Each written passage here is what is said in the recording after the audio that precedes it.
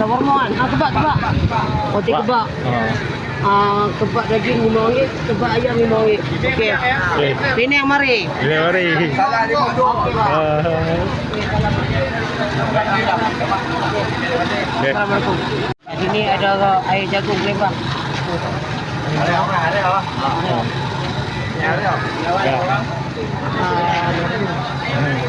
Air jagung lembang. Beli tu. Biasa RM6, besar RM9. Okey, kita dapat RM6 dah. Gigi.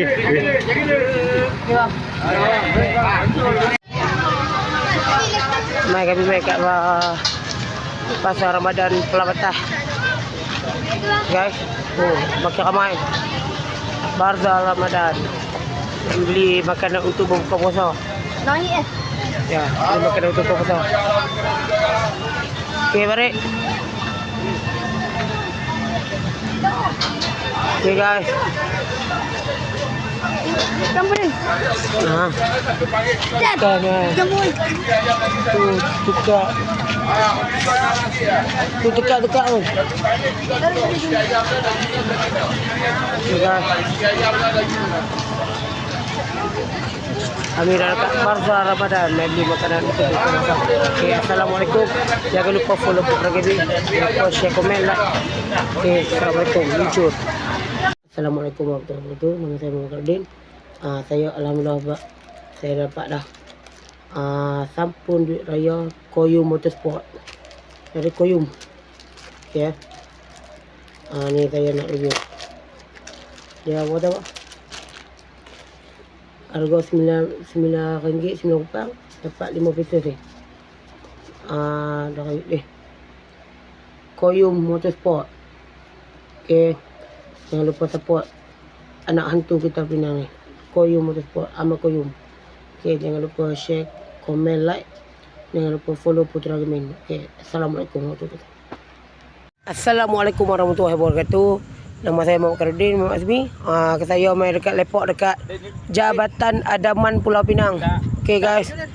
Sini view paling cantik ah. Tu. Tengok view dah. Paling cantik. Ni namanya buat konten. Jadi boleh ni apa? Dia Adaman ni tempat lepok. Ni sini memang tempat lepok. Tu geng motor ramai tu. Sana view. Okey guys. Yang mana nama lepok dekat Adaman Pulau Pinang ni boleh mai. Dia berhadapan dekat Pasar Raya Geni. Dekat Pasar Raya Geni. Dia dekat Pasar Raya Geni Plaza. Dekat berhadapan sini ya. Okey guys. Situ lah tadi depa tembok mengapi. Okey, assalamualaikum warahmatullahi wabarakatuh. Okey, luncur. What's up, teman-teman? Okey, kami nak buat konten merayam. Okey guys, saat ni nak buat konten merayam lah. Okey, yang ni video pendek lagi saya nak buat hak terpanjang lah. Okey guys. Okey, assalamualaikum.